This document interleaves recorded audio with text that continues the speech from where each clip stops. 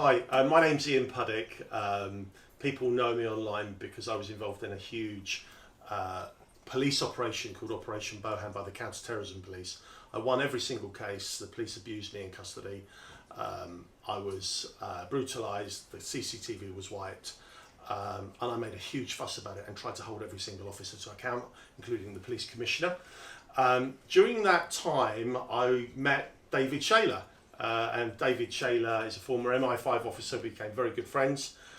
He stayed with me here at my office for quite a period of time, unfortunately. That was a joke. So we're going to do an interview with David Shayler, and it's about life inside MI5. Now, obviously, there are restrictions, the Official Secrets Act, etc. So we're not going to breach the Official Secrets Act.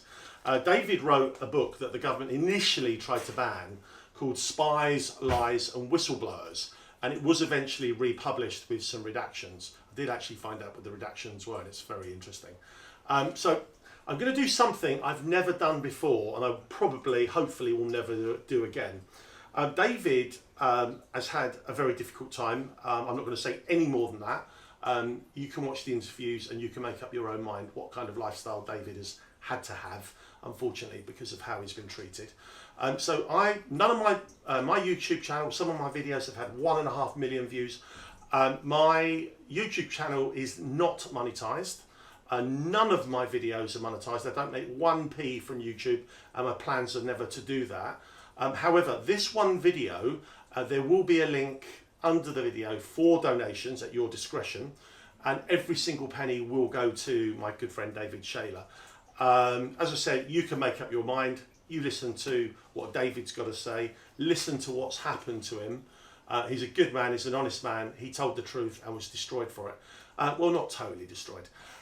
So that's my introduction, and I look forward to speaking to David. But anyway, I was looking at the classified section. Looking for work. Yeah, looking for a job in journalism, and I see across the top, this is the media section, I see across the top of one page an advert that said Godot isn't coming. Now, many people won't know who Godot is. But I do, because when I was at university I studied the play in both French and English. The author Beckett wrote 2 versions of it. So if you're trying to attract my attention, this would be a good way of doing it, putting Godot in the headline. Now when I read about the job, are you up with current affairs, can you write, this sort of thing, I thought this was a job in journalism, but there was no company name at the end. That was a peculiar thing. So I kind of thought, it's like Reuters, it's some kind of initiative test or something. And was there a telephone number? Or it was, I think it was just a telephone number, yeah, and a recruitment consultancy. And so I sent off my application. Now, I think now that this was a come-on. That I know from working in the services, you want to speak to somebody, you study their habits, you know what newspaper they read and so on. And nobody else was recruited to MI5 by that advert. And I say, because I was it answered so much on the theatre of the absurd, which it's part of, it had to be targeted at me. It really did. Well, the chances of one advert in a national newspaper and you seeing it, well, I mean, that's your... Well. Yeah, and so it was definitely designed for me to see and send off the application. Now, obviously, when I thought it was a job in journalism... And in that book, I think Godot doesn't come, does he? That's right, yeah, well, that's the point, doesn't come. Yeah, the point of the play is Godot doesn't turn up. He never turns up, that's right. Yeah, exactly, yeah.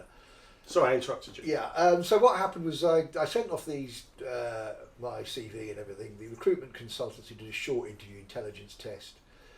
They wouldn't tell you what the job was, though. But what I did tell... like an aptitude test? Just those sort of spatial awareness and word tests and mathematic tests, things like that. But quite simple ones, really. But what happened was, because I thought it was a job in journalism, when they said to me, what have you done to change the world? I said, well, I've apologized to extract spy catchment, it was under injunction. So the next So this is your application to MI5? Yeah, without realising it's MI5. Yeah. No, obviously I know you didn't know, but that's hilarious. Yeah. That's so hilarious. this is the problem. So when I get the next interview, they still don't tell you what the job is. No. But I go to... So are you suspicious at this point? Because that's not normal, is it? No, obviously I was suspicious, but because... so if you were, I mean, even in today's world, so if you were going for a job at a pharmaceutical company and you're at a reasonably high level, they might not tell you who the pharmaceutical company are, but they say, look, so obviously you've applied for a pharmaceutical job within the industry, so you'll have a hunch that it's going to be one of the big 5. But this is in journalism. No, they hadn't mentioned the journalism thing. That was just me assuming that. Right, okay. And by the second interview, they said it was a special position in the Ministry of Defence, at which point I don't work for the Ministry of Defence. They said, well, it's not actually the Ministry of Defence. So I'm thinking, and you'd think that these things might drop, the penny might drop, but don't forget I came from such a background so far away from MI5, it wasn't even part of my thinking to think that would be happening, basically. Yeah. But at the second interview, it was very peculiar as well. It was an unmarked building, it was empty. And you wasn't in Oxford Street, was it? It was on around the back, behind Tottenham Court Road, between Tottenham Court Road and Oxford Street. No, it was actually on Tottenham Court Road. Right, okay. Yeah, it was just down from where I was working, ironically, at the time. And we go through all these peculiar questions, and eventually they start asking about the ethics of intelligence. And obviously, the first thing I think is, this is MI5. I don't want to say it though. Then eventually they get it out to you. Why do you think you're here? And obviously, that is my first thought, was about spy catching. Sure enough, the first thing they come, we know from the first interview that you published extracts from spy catching. I'm like, yeah, blown it. But I'm going to tell these people the truth. Yeah. Why I published spy catching? I said I published it because it's not your business to destabilise democratic government. And they said, yes, of course it is. It's not our purpose, and we didn't do it. They denied it. Did you believe them? No, not at the time. And I still don't believe them now. Because I do believe that it may not have been an official MI5 policy. There was certainly a coterie of MI5 and MI6 officers who wanted rid of Wilson, basically. And we still see that today, with Wilson being blackened as a KGB agent. Yeah. Occasionally get journalists who come to me and say, we're researching Wilson, what do you know about him being in the KGB? And I just tell them, this is absolute bollocks. Yeah. He should be revered as one of the best prime ministers we ever had. But he doesn't get revered like that because he got on the wrong side of the nasties because he didn't go into Vietnam, basically. And that's why he gets attacked. And that's what that whole KGB thing was about. They tell you what the job is at that point. And I also told them as well, they also asked me about national security. What were the national security implications of me publishing extracts from spy catch? And I kind of looked at them nonplussed and said, well, this had already been published in Australia and America. Nobody's going to be gleaning it from a small circulation magazine in Dundee, for God's sake. You know? And what did they say to that? Well, they just kind of nodded sagely. Yeah. And they asked the same questions all the way through the recruitment process. I kept getting asked them all the time. And were these recruitment consultants from the recruitment agency asking you these questions, or were these officials from MI5? No, by this time it was the people who interviewed for the second interview was an ex-MI5 officer. Right, okay. But then it went beyond that. You started being interviewed by MI serving officers and so on. You go for this thing called the Civil Service. It's the equivalent of the Civil Service Selection Board. It's 2 days of interviews, management tests, intelligence tests, all this kind of thing. But bang, bang, bang, one after the other. It's the hardest 2 days I've done in my life. I thought, oh my God, working here is going to be really stressful. And it really was. I mean, they give you this this volume of papers, and they actually tell you when you give them, say, if you try and read every single line of this, you will not complete this exercise. So you've got to be skim reading this massive volume, picking the vital bits out, and then writing a recommendation to a minister based on the evidence you've seen in it. In what time period? This was they gave me something ridiculous, like an hour and a half to do it, but it was a massive thing, you know. And then they get you straight out of that, and you'll be in a management meeting where you're chairing the meeting, or you're making a contribution to the meeting, or whatever. It was just unbelievable. And how old were you at this point? I was 25. So young man. Yeah. And I remember coming out of they did ask me the question about the ethics of the IRA and things like that as well. And I did. We're going to talk about the IRA. Yeah, but I said to them about just before I had the interview, there'd been this ambush in Northern Ireland where the SAS had engaged with this guy called Kevin Barry O'Donnell, and all the ASU from the IRA had been killed outright. And I actually had to. They said, "What do you think of that?" And I said, "Well, you know, obviously SAS are engaged; they're entitled to defend themselves, but they're not entitled to go around murdering the IRA. Even if they think they're the IRA or whatever, they're not entitled to murder people because we're not living in a war situation; it's still a civilian situation." And they said, "Yes, that's the right answer." And I was actually quite amazed. Really? Yeah. Was that the right answer? Yeah. Because I've seen 24 with Jack Bauer, and he tortures people. Well, Anyone. To extract information. Yeah. Well, this is the point they make: is that we're now on a legal footing. We do things through the government. Well, things that would otherwise be illegal, we do get a legality for, or an immunity from the government. So this is again why I was more attracted to working for them, and also the fact that they also said, "Look, the subversive stuff's in the past now." And obviously, I did have a bit. When you say subversive, you're talking about the Cambridge spies and stuff, or? Well, yeah, the communists, the anarchists, and so on. We're talking about the communist spy as well. But I have to mention as well that I had actually been to a meeting of the Revolutionary Communist Party in my first year at university, I kind of sort of slightly self-styled Marxist at 17, but that was a kind of act of rebellion against my low middle class parents, really. By the time I got to university, I hope they see this. I hope they see this. I was struggling with it, but I did go to a meeting. It was the time of the miners' strike, and I've supported the miners at the time, and I still would support the miners.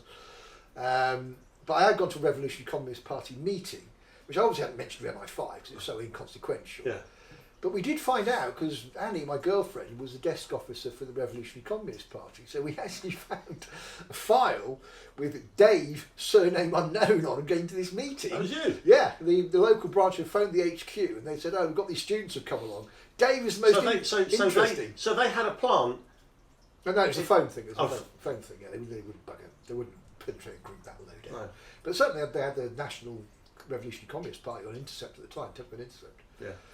Because they were monitoring the Communist Party of Great Britain, weren't they, as well? Yeah, And they also had a plant or a mole at the UK's Communist Party of Great Britain at the very top. And I remember you telling me that the person's code was so old that they'd obviously been there for a very long time to have had that code. Yeah, because the agent numbers were 4 digits and they were done consecutively. And we were dealing in the thousands, basically, and he was M142. So he was a very, very long time. Yeah. So I'm presuming it was a he. Yeah, it could have been a she. Yeah, but MI5's coverage of the Communist Party was extraordinary. And you shut that down, didn't you? Yeah. The investigation, when you were at MI5. They knew more about the Communist Party than the Communist Party knew about themselves. That's how crazy it was. At one point, they even got the membership card redesigned to make it easier to identify Communist Party members. And so, yeah, 1992, I closed down MI5's 75-year investigation into communism, which obviously began with the Bolshevik Revolution in 1917. And the personal file 2 and personal file 3 were Lenin and Trotsky, basically. So that's where all that started, Nightingale. And I often quote this to people who wonder why I was working in the service, and I say, well, I actually increased people's civil liberties because I closed down the study of communism. And also anarchism as well. Because at this point, class war had been going around telling people they were responsible for the riots of the early 90s. They weren't.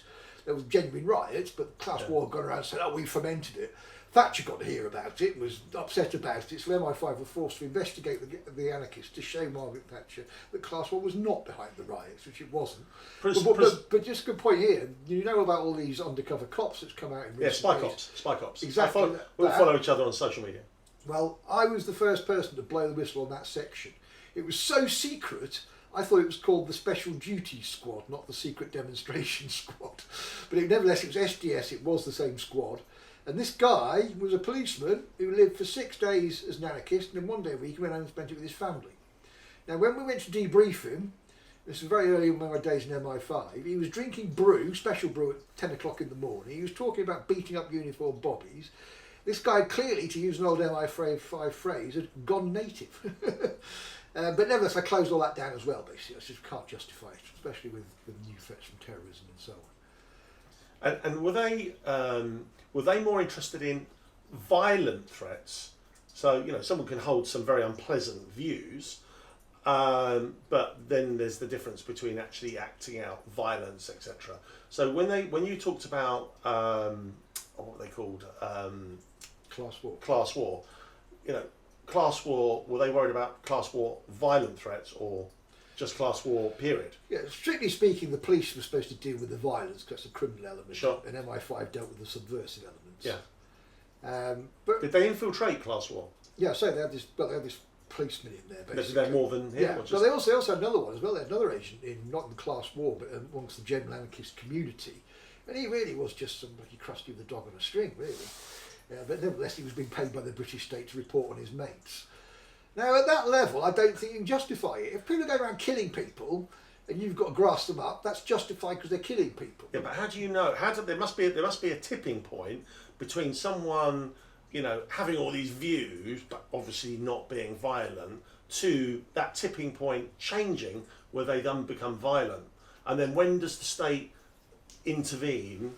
Does that make sense? Yeah, the state intervenes a lot earlier. The state intervenes when people start having meetings and talking to each other. Yeah, no, we know that goes on. Yeah, for all of the study of communism, there was a very little of what you might call genuine subversion in terms of contact with the Soviet Union, tried to subvert other movements and so on. There was very little of that really. The Communist Party on the whole was an open organisation that held demonstrations, produced a newspaper and so on. They were using the democratic methods. And particularly when you work that onto the Trotskyists, like the Socialist Worker Party, there was absolutely nothing subversive about them. I actually joked they were pseudo-revolutionaries in duffel coats, basically. Citizen Smith and Wolfie. Yeah, exactly. Yeah, it was that kind of level. And I couldn't quite get my head around the fact that MI5 was so interesting. And just to tell another story, when I was being recruited, I actually had to go in for a second security interview. Now, I thought it was because I smoked weed. They found out about my weed. But it wasn't that at all. It was the fact that my best mate at the time, I put down as a referee, had been a member of the Socialist Worker Party when he was at university. And they called me back in for a second interview. And they asked me about his politics. And I was thinking, what? And then I suddenly said to them, I said, oh, I know you went to a few SWP meetings, but surely that can't concern you. And they kind of look at me and went, What, you went? and I didn't go, but he went. And it was like, I couldn't get my head around it. It was a bit like when I was at university, people say, oh, you get an MI5 file for doing this. And it was like, no, you won't. But they did have that level of identification of people for anything connected to subversivism at all. And were they concerned that you hadn't brought that up earlier, or were they concerned that you knew and just didn't feel it was appropriate or even relevant? Well, I think that was the point they got from it, was that actually I didn't mention this. Was one that it was, remember my friend had been at university, so I'd been at a different university, so I hadn't been mixing in particular at the time. But secondly, I just didn't get my head around the fact that this was something that was worth mentioning. Wow. But it was no problem, obviously. I think they cleared it up and then just said you must never mention this to him if you work for MI5. No. And did they ever ask you about your weed? They asked a general question, which I told them barefaced lie to. Okay. You wanted that job? But yeah, and also, so weed's my medicine, so what goes on in my health is my business, not theirs. Interesting. So yeah, that was a peculiar one. And I didn't actually tell this friend. The funny thing was, I actually stuck to that. People talk about the Official Secrets Act and me revealing stuff willy-nilly. I didn't tell my mate until well after I was out of the service. It may have been even after I blew the whistle. I can't remember. I finally told him, you've got a file. What other questions did they ask you in the interview? Because that's what viewers are going to be thinking, what else did they ask? Well, the security all starts with, are you or have you ever been a member of the Communist Party? Okay, I'll take that question back. The people interviewing you, so you said one of them was a retired former MI5 officer. Were they generally older people throughout the interview process, or were there some young people there as well? Generally older people. Okay. Generally older people, managers, things like that. I don't think we got interviewed by anybody who's particularly young. But in terms of the security stuff, they ask you all about your private life, and in those days, being gay or being a tranny was considered to be a character defect. Yeah. I know MI5 goes around now trumpeting its employment of gays and so on, but that's just a bit of virtue signalling. It really is. But it's box ticking. Yeah, exactly. Yeah. But in those days, it wasn't like that. No, I'm sure. Although that said, there were a load of guys in the service. You thought this guy's obviously gay, basically, but he doesn't think about it or not. I don't know. Oh, we know about the Cambridge spies, don't we? Well, exactly. Yeah. So there was all this sort of personal stuff, and obviously, they were interested in stuff where I'd been involved in politics. But I say my stuff had been mainstream. I hadn't been a member of any subversive organisation or anything like that. And obviously, I kind of played down the drink a bit, but that was it really. Yeah, but I'm sure they wouldn't have been too surprised. Now we know about the culture that was there once you'd got in.